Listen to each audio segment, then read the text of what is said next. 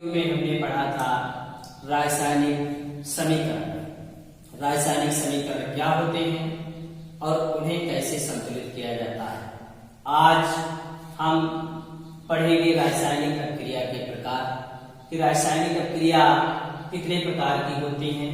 कक्षा 10 में जो प्रमुख रूप से रासायनिक अभिक्रियाएं दी गई हैं उनका हम लोग क्रमबद्ध तरीके से अध्ययन करेंगे और सिद्ध करके इनको जानेंगे। चूंकि ये इस पाठ का लास्ट वीडियो है, हम चाहेंगे कि इस वीडियो में पूरा पाठ समाप्त हो जाए। तो सबसे पहले हम देखते हैं, बोर्ड पे लिखा हुआ है संयोजन अभिक्रिया। अभिक्रिया को हम पहले भी जान चुके हैं कि अभिक्रिया किसे कहते हैं, लेकिन आज हम क्रियाओं के प्रकार के विषय में जानना चाहेंगे। तो सबसे पहले जो पॉइंट हमारा नंबर 1 में लिखा है संयोजन अभिक्रिया। ये क्या होती है संयोजन अभिक्रिया? जैसा कि हिंदी नाम है श प्लस योजन, या इसको ले लेते हैं स प्लस योज। इसका मतलब होता है जोड़। इसका मतलब क्या हुआ? जोड़ना, कि साथ साथ कोई पदार्थ आपस में जुड़ रहे, ऐसा प्रतीत होता है। इसी प्रकार से संयोजन अभिक्रिया की परिभाषा इसके शब्द से ही निकल करके आती है। वास्तव में अगर हम हर शब्द को संधि विच्छेद करके पढ़ लें तो परिभाषा उसी में छिपी हुई होती है। जैसे स प्लस योजन यानी संयोजन, तो क्या परिभाषा है कि वह अभिक्रिया जिसमें दो या दो से अधिक अभिकारक परस्पर संयोग करके एकल उत्पाद का निर्माण करते हैं, संयोजन अभिक्रिया कहलाती है। कहने का मतलब कि वह अभिक्रिया जिसमें दो या दो से अधिक अभिकारक परस्पर संयोग करके एकल उत्पाद का निर्माण करते हैं, संयोजन अभिक्रिया कहलाती है। जैसे हम लोग देखते हैं उदाहरण के हैं संयोजन अभिक्रिया कहलाती है। जैसे हम लोग देखते हैं उदाहरण के माध्यम से सी हमारा कार्बन है प्लस O2 ऑक्सीजन है। यहाँ पर दो उत्पाद मिल रहे हैं और बनता क्या है? CO2 carbon dioxide. अर्थात यहाँ पर संयोजित दो पदार्थ संयोजित होकर एक एकल उत्पाद का निर्माण कर रहे हैं, तो इसे संयोजन अभिक्रिया कहेंगे। दूसरा उदाहरण ले लेते हैं, जैसे H2 प्लस O2, ये क्या बनेगा? 2H2O, अर्थात हाइड्रोजन ऑक्सीजन मिलकर के जल का निर्माण होता है। तो इस प्रकार हम समझ सकते हैं कि संयोजन अभिक्रिया किसे कहते हैं। दूसरे नंबर में हमारे सामने आ रही है वियोजन अभिक्रिया। वियोजन अभिक्रिया को जानना चाहेंगे कि ये क्या होती है, देखते हैं। तो वियोजन अभिक्रिया, इसके भी नाम से ही हमको परिभाषा मिल रही है, बी प्लस योजन, अर्थात ये वियोजित हो रहे हैं। ऐसा लगता है कि ये अलग अलग हो रहे हैं। परिभाषा समझेंगे, वह अभिक्रिया जिसमें एकल अभिकारक टूटकर छोटे छोटे उत्पाद प्रदान करते हैं, वियोजन अभिक्रिया कहलाती है। मतलब जैसा कि हमने बताया कि वियोजित होने का मतलब है टूटना, अर्थात जब कोई बड़ा पदार्थ दो छोटे छोटे टुकड़ों में टूटता है तो उसे हम लोग वियोजित अभिक्रिया कहते हैं। जैसे ये कलम है, अगर कलम को हम दो टुकड़ों में तोड़ दें तो इसे वियोजित कहा जाएगा, अर्थात अलग अलग होना बताया जाएगा। जैसे उदाहरण लेते हैं, यहाँ पर वियोजन का हम लोग CaCO2 एरो, ये वियोजित होकर के ऊष्मा जब इसको प्रदान की जाएगी तो ये CaO में वियोजित होगा प्लस CO2 में वियोजित हो जाएगा। इस प्रकार से हम समझ सकते हैं कि वियोजन अभिक्रिया में कोई एकल अभिकारक टूट करके दो नए उत्पादों का निर्माण करता है, उसे वियोजन अभिक्रिया कहते हैं। अब पहुंचते हैं अगली अभिक्रिया। तीसरा पॉइंट हमारा है विस्थापन अभिक्रिया। अभिक्रिया।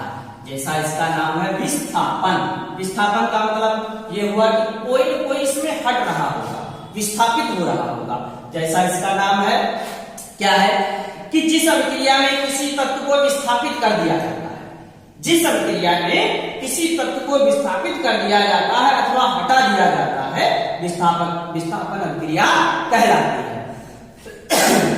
कहने का मतलब यह है कि इस अभिक्रिया में किसी तत्व को विस्थापित कर दिया जाता है या हटा दिया जाता है तो उसे विस्थापित अभिक्रिया कहते हैं। यह अभिक्रिया दो प्रकार की होती है, एक होती है एकल विस्थापन अभिक्रिया, दूसरी होती है द्विविस्थापन अभिक्रिया। अब इसमें भी नाम में परिभाषा छिपी है। एकल का मतलब एक तत्व या आयन कोई विस्थापित हो रहा होगा। द्वि इसका मतलब इसमें दोनों विस्थापित हो रहे होंगे। इसी नाम से हम उनकी परिभाषा समझेंगे। विस्थापन की परिभाषा तो हम लोग समझ चुके हैं। क्या थी परिभाषा कि वह अभिक्रिया जिसमें कोई तत्व विस्थापित हो जाता है या हटा दिया जाता है, विस्थापन अभिक्रिया कहलाती है। हम समझेंगे एकल विस्थापन अभिक्रिया, इसमें कोई तत्व इसमें जो है कोई तत्व किसी यौगिक के एक तत्व अथवा आयन को विस्थापित कर देता है। जैसा इसमें समझा हमने कि इसमें एक तत्व या आयन को विस्थापित करता है, दो को नहीं, केवल एक तत्व या आयन को विस्थापित करता है, इसलिए एकल विस्थापन अभिक्रिया कहलाती है। ये इसका एक उदाहरण लेते हैं, देखते हैं। जैसे Cu ये कॉपर होता है प्लस 2AgNO3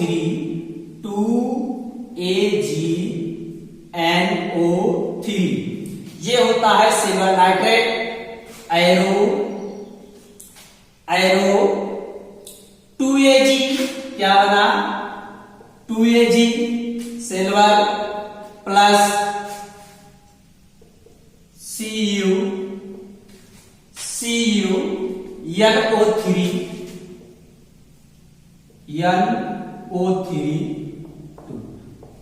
कॉपर नाइट्रेट। यहां पर हम देख रहे हैं कि एकल विस्थापन क्या हो रहा है कि देखिए कॉपर का विस्थापन यहां पर हो रहा है, तो ये जो है कॉपर नाइट्रेट के साथ मिलकर के कॉपर नाइट्रेट का निर्माण करता है और इसका जो सिल्वर था ये प्रथम वाले पद में आ जाता है। तो इस अभिक्रिया को एकल विस्थापन अभिक्रिया कहा जाता है। कहने का मतलब यह है कि इसमें केवल एक ही तत्व का विस्थापन होगा, ना कि इन दोनों के साथ होगा। ऐसा नहीं है कि ये जो Ag है इसके साथ आ गया तो इसका कोई तत्व इसके साथ भी आ जाए और इसका जो तत्व है इसके साथ आ जाए और इसका भी इसके साथ आ जाए। दोनों के तत्व दोनों के साथ में नहीं आते हैं, केवल एक तत्व ही विस्थापित होता है। इस प्रकार इस अभिक्रिया को एकल विस्थापन अभिक्रिया कहा जाता है। दूसरे नंबर में हमारे सामने जो लिखी हुई है द्विविस्थापन अभिक्रिया। द्विविस्थापन अभिक्रिया जैसा कि नाम है, इसमें दो आयनिक यौगिक के मध्य आयनों का विनिमय होता है और दो नए यौगिकों का निर्माण होता है। अर्थात इनमें दो आयनों का आदान प्रदान हो जाता है और दो नए यौगिकों का निर्माण हो जाता है। इस अभिक्रिया को द्विविस्थापन अभिक्रिया कहा जाता है। जैसे हम लोग एक उदाहरण लेते हैं AgNO3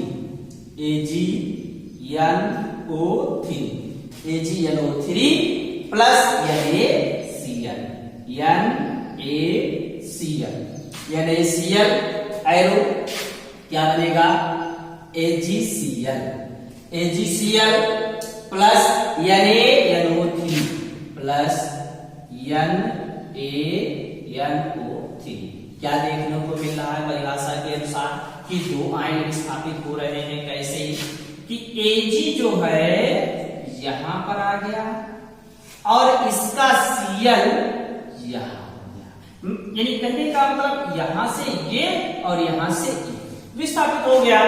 और इधर देखते हैं कि Na इसका यहां विस्थापित हो गया और NO3 यहां आ गया, तब जाकर के ये द्विविस्थापन अभिक्रिया कहलाती है।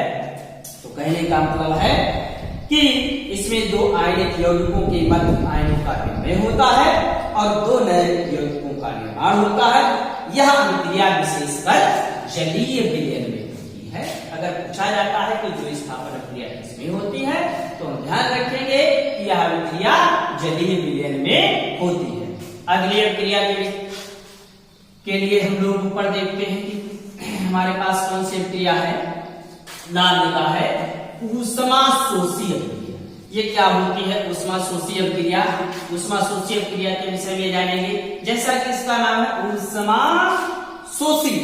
शोषी का मतलब ये हुआ ऐसी रासायनिक अभिक्रिया जिसमें ऊष्मा का अवशोषण होता, अर्थात कहीं न कहीं से ऊष्मा बाहर से ली जा रही हो।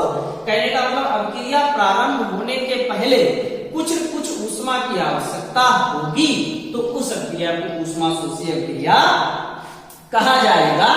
जैसे हम लोग देखते हैं कि बर्फ का पिघलना, प्रकृति में देखा जाता है बर्फ कब पिघलता है? बर्फ को जब तक बाहर से कोई ऊष्मा नहीं मिलेगी तब तक बर्फ पिघलना प्रारंभ नहीं होता है। अर्थात जैसे ऊष्मा शोषी, शोषी का मतलब शोषण, यानी अभिक्रिया प्रारंभ होने के पहले बाहर से ऊष्मा इसे चाहिए होती है तब यह अभिक्रिया प्रारंभ होती है। इस प्रकार जिस अभिक्रिया में ऊष्मा का शोषण हो रहा होता है उस अभिक्रिया को ऊष्मा शोषी अभिक्रिया कहते हैं। अगला पॉइंट हमारा है ऊष्मा क्षेपी अभिक्रिया। ऊष्मा क्षेपी अभिक्रिया किसे कहा जाता है? इसके भी नाम से हम समझ सकते हैं क्षेपी।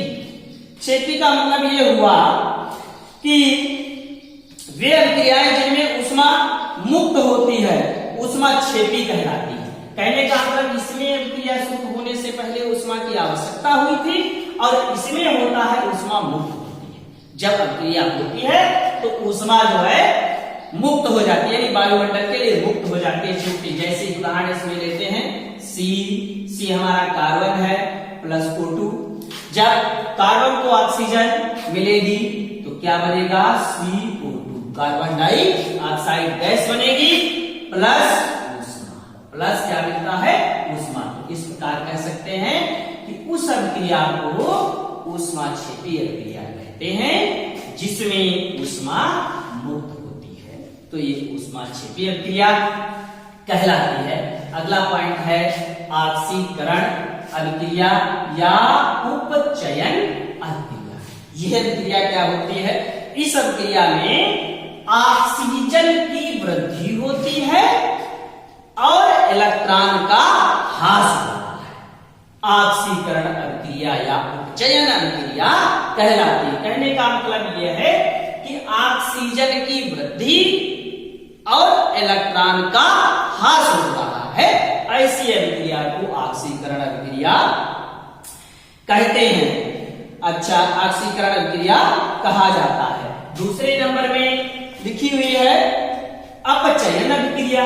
ये अपचयन अभिक्रिया क्या है? इसमें क्या था?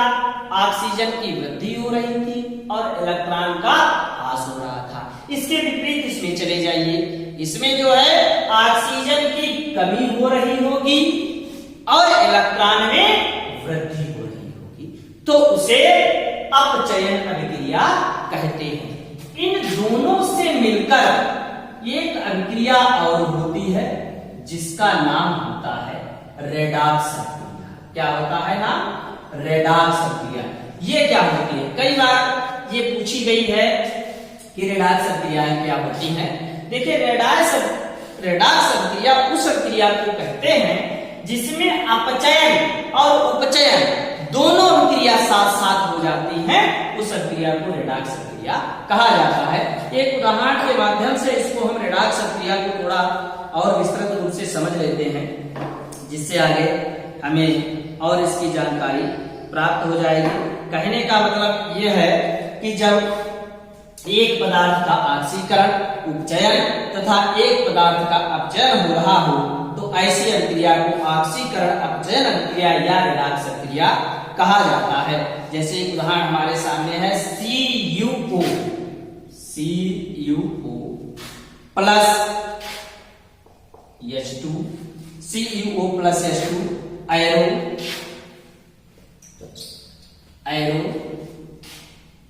Cu प्लस H2 दोनों बताई गई है। कि कैसे दोनों क्रिया साथ साथ हो रही है। हम देख रहे हैं कि Cu यहां पे आ रहा है, H2 ये यहां जा रहा है, इसके साथ जा रहा है H2। ऊपर वाले में जो है हाइड्रोजन का क्या हो रहा है, H2 का ऑक्सीकरण हो रहा है, H2 का ऑक्सीकरण हो रहा है। और नीचे वाले में क्या हो रहा है, कॉपर का अपचयन हो रहा है, अपचयन हो रहा है। तो ऐसी अभिक्रिया को रेडॉक्स अभिक्रिया कहा जाता है। कहने का मतलब जिसमें ऑक्सीकरण और अपचयन दोनों साथ साथ हो तो ऐसी अभिक्रिया को रेडॉक्स अभिक्रिया कहते हैं, या फिर कहा जाता है ऑक्सीकरण अपचयन अभिक्रिया। थोड़ा और इस पाठ से बचा हुआ है, अंतिम बिंदु है कुछ, उनको भी समझ लेते हैं, जिससे ये पाठ हमारा समाप्त हो जाएगा। अगले पाठ में हम लोग, अगले वीडियो में हम लोग अगले पाठ का अध्ययन करेंगे। इस पाठ से एक और पूछा जाता है कि संक्षारण क्या होता है। संक्षारण ये क्या है, संक्षारण को भी समझ लेते हैं। संक्षारण, वैसे तो हमने अपने दैनिक जीवन में संक्षारण के कई उदाहरण देखे हैं, लेकिन कभी उन पे हम विशेष गौर नहीं करते हैं, ध्यान नहीं देते हैं, तो जान नहीं पाते हैं। जैसे लोहे में जंग लगना, ये क्या होता है, संक्षारण है। कभी कभी हमने देखा होगा कि चांदी पे काली परत जैसी लग जाती है, उसको भी हम संक्षारण कहा जाता है। कभी कुछ हमारे घर में बर्तन होते हैं तांबे के, पीतल के, इन पर भी कोई अलग रंग की एक परत दिखाई देने लगती है, तो उसी को संक्षारण कहा जाता है। लेकिन ये सब होता कैसे, ये सब समझ लीजिए कि लोहा, चांदी, तांबा आदि धातुओं से निर्मित वस्तुओं का अम्ल, वायु एवं नमी अर्थात आर्द्रता आदि के प्रभाव से जब वो धीरे धीरे नष्ट होने लगती हैं तो उसे संक्षारण कहा जाता है। जब वो धीरे धीरे नष्ट होने लगती हैं तब उसे संक्षारण कहा जाता है। ये धातुएं अपने चारों ओर से वायुमंडल के साथ रासायनिक क्रिया करके ऑक्साइड, हाइड्रोक्साइड तथा सल्फाइड के मिश्रण का निर्माण करती है। इस प्रकार इसे संक्षारण कहा जाता है। कहने का मतलब यह है कि संक्षारण में जब धातुएं वायुमंडल से वायु, नमी और अम्ल परस्पर क्रिया करके उनका धीरे धीरे नष्ट होना ही संक्षारण कहलाता है। इस पाठ का एक पॉइंट और बचा है, विकृति गंधिता। ये क्या होती है विकृति गंधिता? हमारे घरों में जब अधिक समय तक भोजन रखा रहता है तो उसमें विशेष प्रकार की एक गंध आने लगती है, उसी गंध को ही विकृत गंधिता कहा जाता है। ये होता कैसे है, जैसे वसायुक्त एवं तैलीय खाद्य पदार्थ जब लंबे समय तक खुले वातावरण में रखे रहते हैं तो वायु, प्रकाश, आर्द्रता, जल अथवा जीवाणु के प्रभाव से उनमें दुर्गंध उत्पन्न होने लगती है। मुख्यतः वसा अथवा तेल तथा ऑक्सीजन के मध्य एक जैव रासायनिक अभिक्रिया के कारण उत्पन्न होती है। इसे वसाओं का ऑक्सीकरण कहा जाता है। इस प्रकार से विकृत गंधिता को किस प्रकार से रोका जा सकता है? देखिए, तेल एवं वसाओं को तथा तैलीय खाद्य पदार्थों को वायुरोधी बर्तनों में रखना चाहिए। यही कारण है कि चिप्स के पैकेट्स में सामान्य वायु के स्थान पर कम सक्रिय नाइट्रोजन गैस भरी जाती है। मेन पॉइंट यहाँ पर ये जरूर ध्यान रखेंगे कि चिप्स के पैकेटों में कौन सी गैस भरी जाती है? नाइट्रोजन गैस, क्योंकि वायु को वहां से जब हटा दिया जाता है तो उसमें विकृत गंधिता उत्पन्न नहीं होती। जब वायु नहीं होगी तो आर्द्रता नहीं होगी तो विकृत गंधिता प्रारंभ नहीं हो सकती है। एक थोड़ा और हेडिंग है किण्वन। किण्वन किसे कहा जाता है? हम लोग किण्वन, जिसे सर्वप्रथम फ्रांसीसी रासायनिक वैज्ञानिक लुई पास्चर ने प्रयोगों के माध्यम से समझाया कि किण्वन की प्रक्रिया में जटिल कार्बनिक यौगिक, इष्ट जीवाणु आज सूक्ष्म जीवों के द्वारा सरल कार्बनिक यौगिकों में विघटित हो जाते हैं। इसी को ही किण्वन कहा जाता है। कहने का मतलब यह है कि जब कोई जटिल कार्बनिक यौगिक सरल कार्बनिक यौगिकों में विघटित हो जाता है तो उसे किण्वन कहा जाता है। इस प्रकार यह पाठ हमारा समाप्त होता है। आज के लिए इतना, धन्यवाद।